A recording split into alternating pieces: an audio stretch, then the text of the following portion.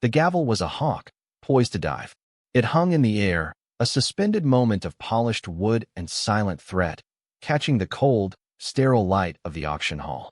Below it, a man in a suit tailored to contain his arrogance smiled a predator's smile. His name was Marcus Thorne, and he had just bid $250,000 for a dog. Not just any dog. A 10-year-old Belgian Malinois with a slight limp and a constellation of scars across his muzzle. A hero, an asset. To Marcus Thorne, they were the same thing. The auctioneer, a man with a voice as smooth as oiled machinery, scanned the silent room. The crowd was a collection of whispers and wealth. Men who saw the dogs in the cages lining the wall as tools, status symbols, investments. They saw pedigrees and kill counts, not loyalty etched into the weary lines around their eyes. $250,000 to the gentleman in the front. The auctioneer's voice boomed, the microphone amplifying its finality. Going once, the girl stood near the back, a ghost in a room of solid, fleshy men. Alara. She was 19, but today she felt ancient, weighed down by a legacy she was terrified to fail. Her hands were clenched so tightly her knuckles were white stones. She had nothing left. The number on her banking app was a mockery of the figure just announced. Beside her, the other retired K9s paced in their sterile enclosures. A German shepherd with one clouded eye. A Dutch shepherd whose breathing was a low, pained rattle. They were all agitated, their low whines a thrum of anxiety that vibrated through the polished concrete floor. They could smell the indifference. They could feel the end of a life of service and the beginning of an uncertain, transactional existence. The dog on the block, Echo, stood perfectly still. His amber eyes were fixed on nothing, a soldier's mask of disciplined emptiness. But his tail, usually a rigid rod of readiness, was tucked almost imperceptibly between his legs. He knew. Going twice, the auctioneer declared, his eyes locking onto Thorne's victorious smirk. The room was a vacuum. The air sucked out, replaced by the heavy scent of money and antiseptic. This is how it ends, Alara thought, a cold wave of despair washing over her. Not with a flag-draped coffin or a 21-gun salute, but with the cold, indifferent slam of a gavel. This is what his sacrifice was worth. A number. A rich man's trophy. Have you ever felt the world shrink to the size of a single, impossible choice? When every instinct screams that you are defeated, but some deeper, older voice refuses to be silent. That is the moment where heroes are not born, but revealed. Alara took a breath, the cold air burning her lungs. The auctioneer's arm began its final, fatal descent. The hawk was diving, and in the deafening silence before the impact, she found her voice. It was not a shout. It was a whisper that carried the weight of thunder, a single word that would shatter the silence and change everything. It had started with a letter, not on crisp, dignified stationery, but on the thin, soulless paper of a government subcontractor. It arrived on a Tuesday, a day of gray rain and grayer memories. Alara had been sitting at the small kitchen table, tracing the rim of her father's favorite coffee mug, the one with the chipped navy blue anchor. Pursuant to Department of Defense Mandate 77B, all retired military working dogs are to be decommissioned and transferred to civilian ownership via a sealed bid auction. Decommissioned. Transferred. The words were sterile, designed to strip the soul from the subject. They were talking about soldiers. She scanned the list of assets, her heart pounding a sick, slow rhythm against her ribs. And then she saw it. K9 Unit 7. Handler, Commander Alex Thorne. Asset name, Echo. Asset. She read the word over and over. Echo wasn't an asset.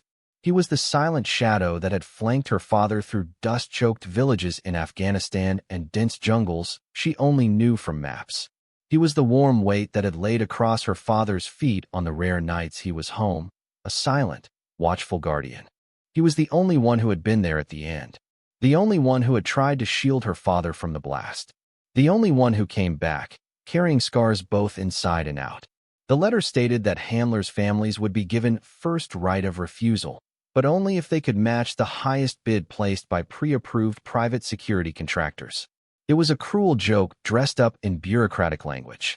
A pauper's right to bid against a king. She walked into her father's study, the one room she had left untouched. It smelled of him, old books, gun oil, and a faint, lingering scent of the sea. His dress uniform hung on the back of the door, the medals a silent testament to a life of quiet courage.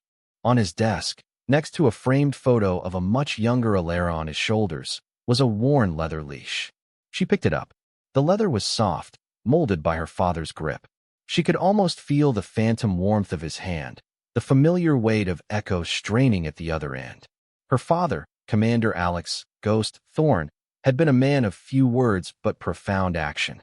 He taught her to shoot before she could drive, to navigate by the stars, to understand that honor was not something you talked about, but something you lived. Never leave a man behind, Ellie, he told her, his voice rough as sand. That rule doesn't just apply to people. He had looked at Echo then, and the dog had looked back, a silent understanding passing between them that was deeper than any spoken language. The auction was in 3 days. Her father's life insurance policy had finally cleared. It wasn't a fortune, but it was all she had. It was the money meant for her college education, for her future, a future he had died to give her. She looked from the cold, official letter to the warm, worn leash in her hand. The choice wasn't a choice at all. It was a duty, a promise. She would not leave his partner behind. Not now. Not ever. She would walk into that room of wolves, and she would bring him home. She owed them both that much. The auction was held in a repurposed aircraft hangar on the outskirts of the city, a vast, cavernous space that amplified the chill of the concrete and steel. It felt less like a sales gallery and more like a morgue for heroes. Men in suits that cost more than her car stood in tight clusters, their voices a low hum of self-importance. They sipped champagne from delicate flutes, the bubbles rising and bursting with silent indifference. Their laughter was sharp and brittle. They were vultures, circling, their eyes gleaming with the thrill of acquisition. Alara walked through them, a small boat in a hostile sea. She wore simple black jeans, worn combat boots, and her father's old field jacket. The jacket was too big for her, but it smelled faintly of him, a comforting armor against the cold stares and dismissive glances. They saw a child who had wandered into the wrong room. They didn't see the steel in her spine, forged in the same fire that had made her father a legend. They didn't see the promise she carried in her heart. In the center of the largest group, holding court, was Marcus Thorne. He was a man built of soft living and hard currency, his face florid, his eyes small and calculating. He ran a massive private military contracting firm, a company that profited from the very conflicts that had cost Alara her father. He wasn't just a bidder. He was a symbol of the new world order, where loyalty was a line item and valor was a commodity to be bought and sold. He was laughing, a booming, unpleasant sound that echoed in the sterile space. 10 years old, they say, Thorne said, gesturing vaguely toward the kennels with his champagne flute. Barely got a few good years left. But the pedigree, the symbolism, clients love that. A genuine war hero guarding their swimming pool. It's a fantastic selling point, his companions chuckled, a sycophantic chorus. Alara felt a hot, white anger rise in her throat, but she forced it down. Her father had taught her about emotional discipline. Anger was a tool, not a master. You don't use it until the moment it can strike with purpose. She moved away from the crowd, toward the temporary kennels lining the far wall. The air here was different. The cloying scent of expensive cologne gave way to the honest smell of dog and the sharp, metallic tang of stress. Each cage held a legend. A Dutch shepherd who had sniffed out enough IEDs to save a whole platoon. A German shepherd who had tracked a high-value target for 72 hours through unforgiving mountains. A black Labrador who had comforted countless soldiers in their darkest moments. A furry confessor in a world of unspeakable trauma. They were old. They were tired. Their bodies were roadmaps of a hard life. A graying muzzle here, a limp there, a network of scars that told stories of shrapnel and sacrifice. The other bidders saw depreciation. Alara saw a Hall of Fame. And then she saw him. Cage number 7. Echo. He was lying down, his head on his paws, but his body was rigid with tension. He wasn't looking at the crowd. He was staring at the wall, his gaze distant, lost in a memory she could only imagine. His coat, the color of desert sand, was dull. He was thinner than she remembered. But it was him. The proud set of his ears, the intelligent curve of his head, the small white patch on his chest, right over his heart. Her heart. She knelt slowly, her knees pressing against the cold concrete. She didn't speak. She just watched him. For a moment, he didn't move. Then, his ear twitched. He lifted his head slowly, and his amber eyes met hers. There was no tail wag, no bark of recognition. Just a long, searching look. His eyes were old, filled with a sorrow so deep it felt like a physical weight. He recognized her. She was sure of it.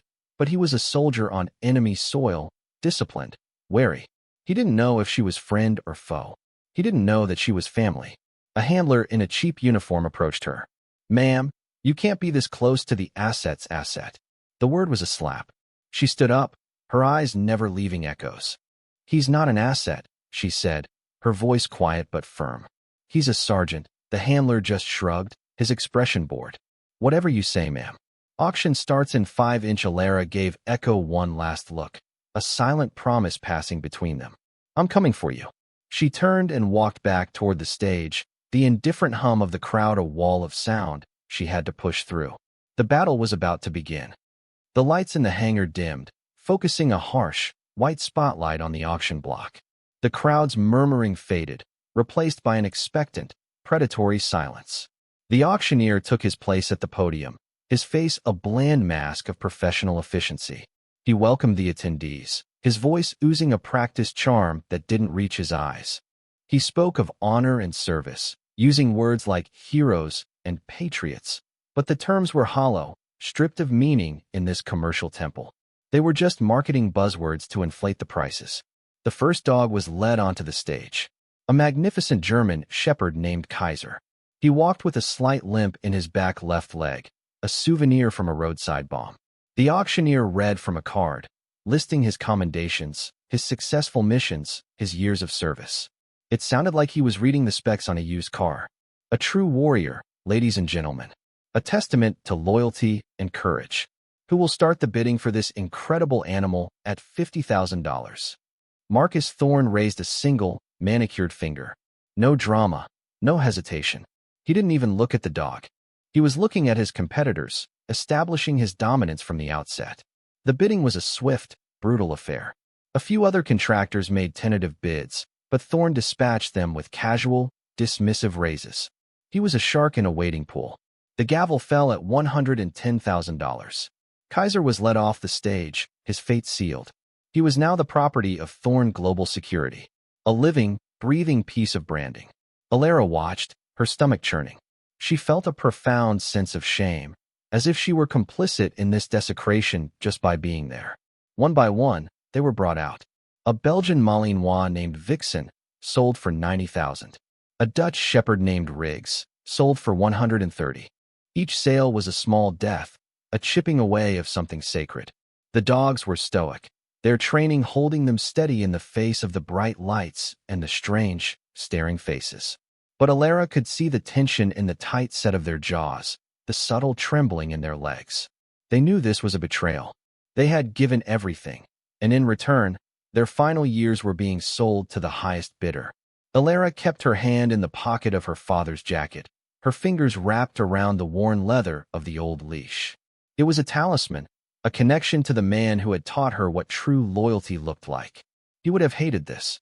He would have despised these men who traded on the valor of others, who understood the price of everything and the value of nothing. She calculated the numbers in her head again and again. She had the insurance money, a little over $150,000.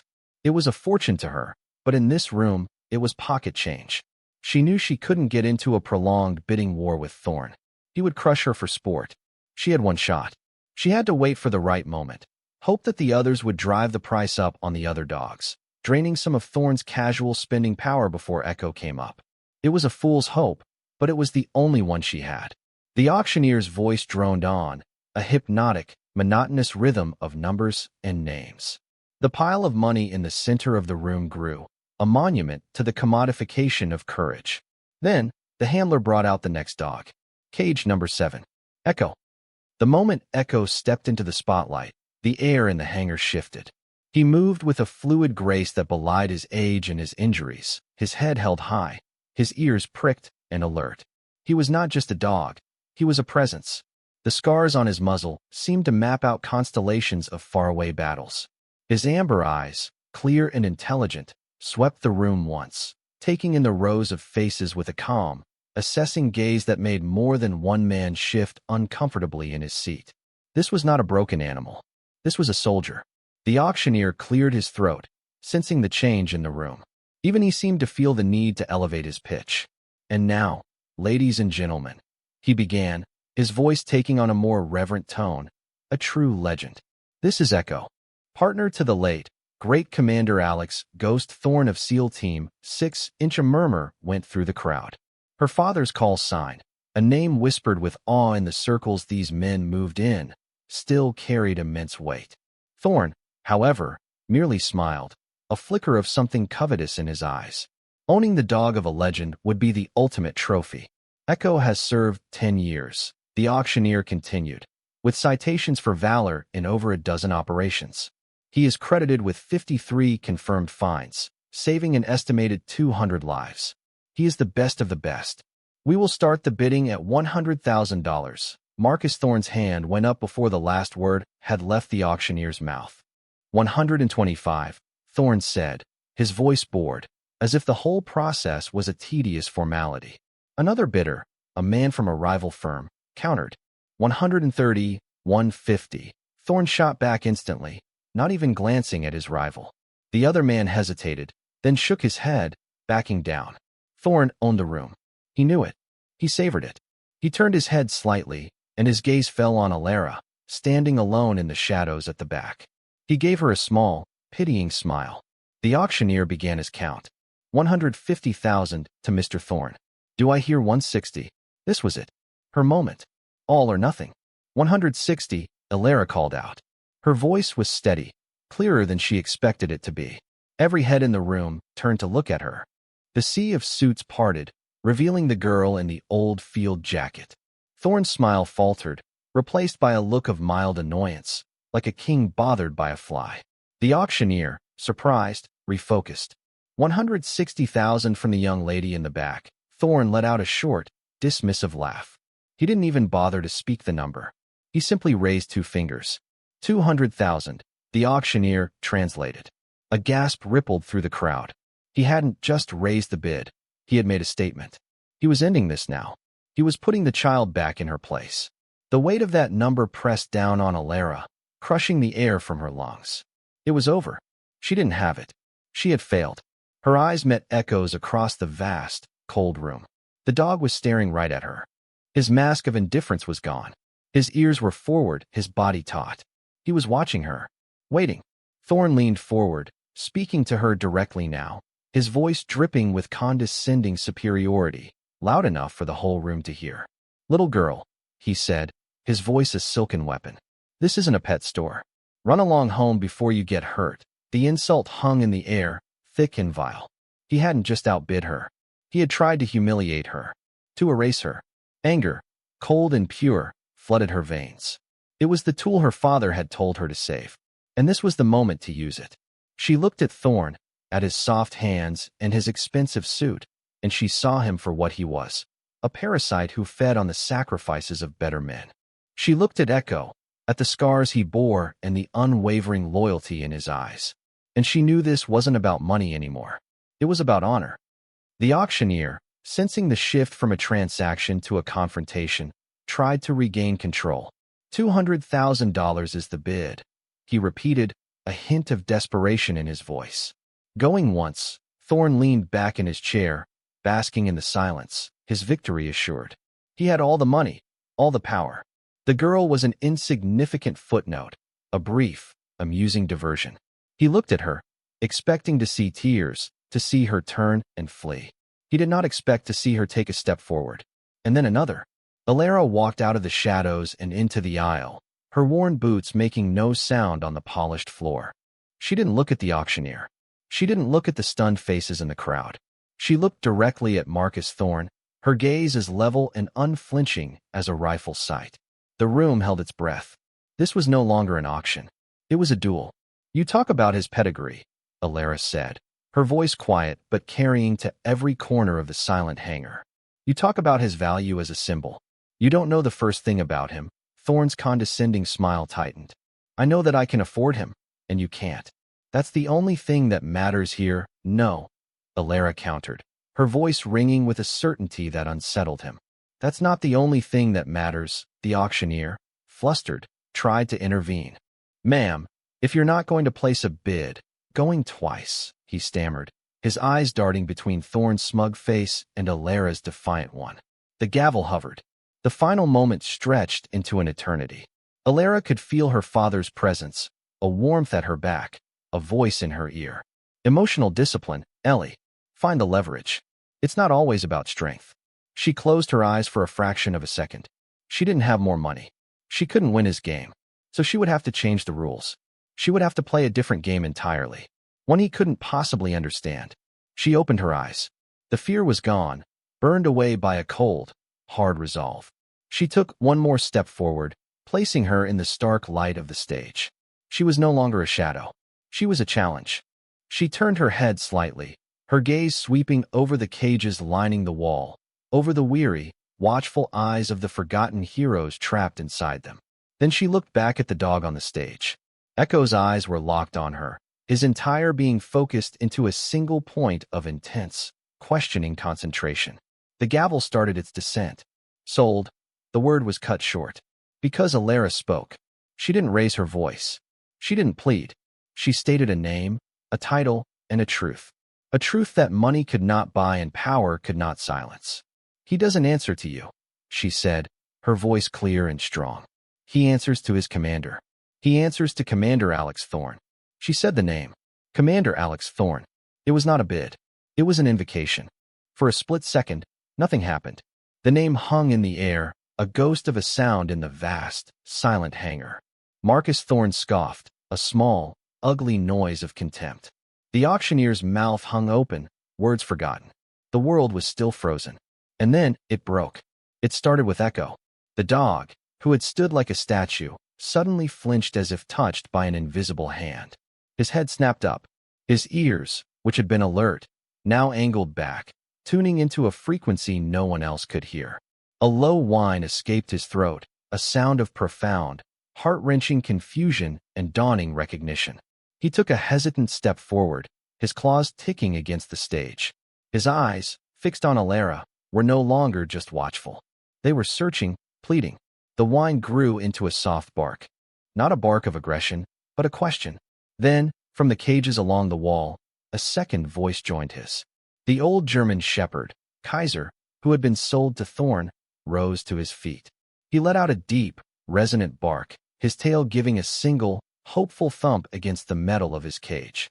A moment later, the Dutch shepherd, Riggs, joined in. Then Vixen. Within seconds, the entire hangar was filled with a chorus of sound. It was not the chaotic, anxious noise from before. This was different. It was a unified, resonant call. It was a salute. The dogs were all on their feet, their bodies pressed against the doors of their cages, their eyes turned not to the handlers, not to the crowd, but to the small girl in the center of the room. They were reporting for duty. The room erupted in chaos. The wealthy bidders recoiled, startled by the sudden, overwhelming sound. Handlers rushed to the cages, trying in vain to quiet the animals, but the dogs ignored them. Their focus was absolute. Their loyalty, even in this sterile place of betrayal, was unwavering.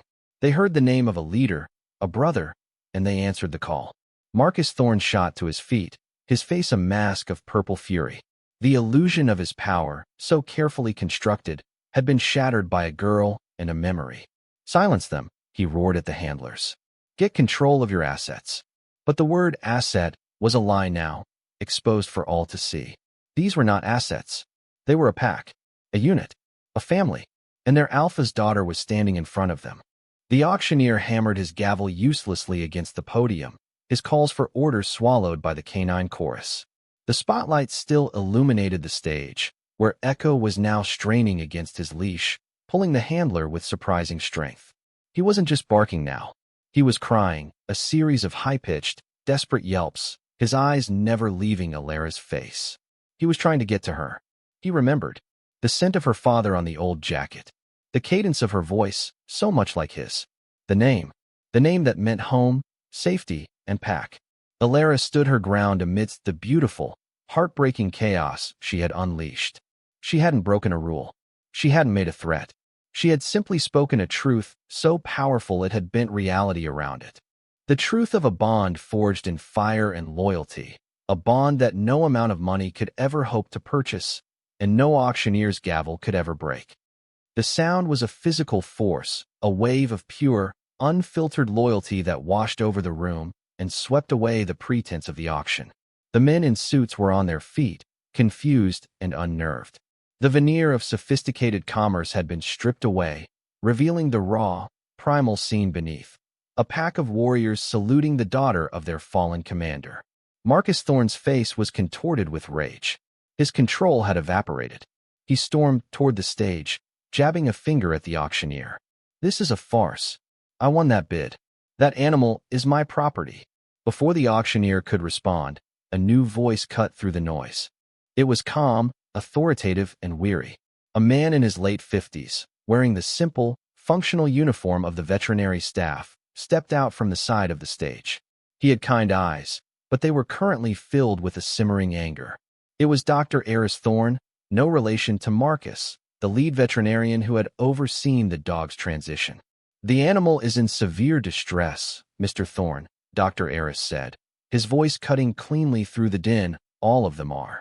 According to the regulations, the very regulations you're using to buy them, a sale can be voided if it is deemed detrimental to the animal's health and well-being." "I'm deeming it detrimental," Thorne whirled on him. "You can't do that. I have a contract." "My contract is with the government," Dr. Eris replied, his gaze unwavering. "And my primary responsibility is to these soldiers, not to your portfolio." He gestured to Echo, who was still pulling frantically toward Alara, his handler struggling to hold him back. "Look at him. Does that look like a stable transfer of property to you?" The crowd murmured. The moral clarity of the situation was undeniable. They had come for a cold transaction, but they were now witnesses to a profound display of love and loyalty. For some, it was a nuisance, but for others, a flicker of forgotten decency was rekindled. They saw the frantic dog, the furious businessman, and the calm, determined girl. The archetypes were stark, the choice clear. Alara saw her opening. She walked slowly toward the stage, the chorus of barks her honor guard. She stopped at the steps, her eyes locking with Echo's. The dog's frantic pulling ceased, replaced by a low, desperate whine.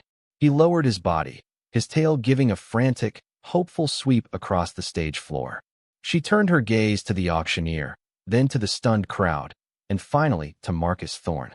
"He doesn't belong in a rich man's backyard as a party trick," she said, her voice filled with quiet, unshakable authority. "He doesn't belong to a man who calls him an asset. He belongs with his family." Thorne took a step toward her, his face inches from hers. His voice dropped to a low, menacing hiss. "You have no idea who you're dealing with, little girl. I will own that dog. I will own you." It was a mistake. The threat, meant to intimidate, only solidified her resolve. She didn't flinch. She didn't even blink. She held his gaze and delivered the final, devastating blow, a simple statement of fact that he could not refute. "You're wrong," she said calmly. "You think your money makes you powerful. But you're standing in a room full of heroes, and you don't have a single shred of honor. You have nothing they respect." She looked past him, to the handler holding Echo's leash. "Let him go," she commanded, her voice imbued with the natural authority she had inherited from her father. The handler looked from Thorne's furious face to the vet's supportive one, then to the girl who spoke with the quiet confidence of a commander. He made his choice. His fingers unclipped the leash. For a moment, Echo stood frozen, as if unable to believe he was free. Then, he launched himself off the stage. He moved like a sand-colored missile, a blur of fur and muscle and unrestrained joy. The crowd gasped and fell back as Echo bounded across the floor, his paws scrabbling for purchase on the slick concrete. He wasn't running. He was flying. He reached Alara in 3 great leaps and slammed into her, not with aggression, but with the full, desperate force of 10 months of grief and loneliness. She staggered back, laughing and crying at the same time, as she wrapped her arms around his neck. He licked her face, her hands, her hair, his tail a blur, his whole body writhing with an ecstasy of recognition. He buried his head in the hollow of her shoulder, right against the fabric of her father's jacket, and breathed in the scent of home. He whined, a long, mournful sound that transformed into a happy, contented sigh. It was a reunion a lifetime in the making. The barks from the other dogs softened, changing from a salute to a chorus of celebration. The tension in the room finally broke, replaced by a wave of palpable, stunned emotion. Even the most hardened contractors in the room couldn't help but be moved. They were witnessing something pure, something their world of contracts and currency could never replicate. Dr. Eris walked over to the auctioneer and spoke in a low, firm voice. The auctioneer, pale and sweating, nodded numbly. He tapped his microphone. "Ladies and gentlemen," he announced, his voice cracking. "Due to unforeseen circumstances, this auction is hereby suspended." Marcus Thorne stood alone, a statue of impotent fury. He had been defeated, not by money or power, but by a bond he could never comprehend. He watched Alara and Echo, his eyes narrowed to slits. The public humiliation was a wound that would not heal. It would fester. He turned, his movements stiff, and stalked toward the exit without another word. The spell was broken. The crowd began to disperse, talking in hushed, excited tones. They had come to see assets sold, and had instead witnessed a soul reclaimed. Dr. Eris approached Alara, who was now sitting on the floor, Echo's head in her lap. "The paperwork will be a nightmare," the vet said, a small, tired smile on his face. "But I'll handle it. He's yours. Officially, thank you," Alara whispered, her voice thick with emotion as she stroked Echo's head. "You don't know what this means. I think I do," he said softly, looking at the other dogs, now sitting silently, watching them. "What about them?" Alara asked, her heart aching for the others left behind. "Don't worry," Dr. Eris said, a new determination in his eyes. "Things are going to be different from now on. You reminded us of that." Alara finally got to her feet, her hand gripping the old, familiar leather leash she had brought from home. She clipped it onto Echo's collar. It was where it belonged. She and Echo walked toward the massive hangar doors, which a sympathetic staff member had rolled open. The gray afternoon light spilled in, a promise of the world outside. They walked out of the cold, sterile darkness and into the fresh, rain-washed air. They were free. They were together. But as they stepped into the light, a sleek black car pulled up, blocking their path. The tinted windows slid down, revealing Marcus Thorne's face, a mask of cold, controlled hatred. He didn't raise his voice. He didn't need to. The threat was in the chilling calm of his delivery. "You think you've won," he said, his voice as quiet as a blade. "You embarrassed me. That was a mistake. A debt has been incurred, and I always collect." The window slid up. The car sped away, leaving only the scent of exhaust and the weight of his promise hanging in the air. Alara looked down at Echo. The dog looked up at her, then glanced in the direction the car had gone, a low, rumbling growl deep in his chest. He knew. The battle was over. But the war was just beginning. Alara tightened her grip on the leash, her knuckles white. She looked down the long road ahead, her father's strength flowing through her. "I know," she whispered to the dog, a vow passing between them. "Let him come."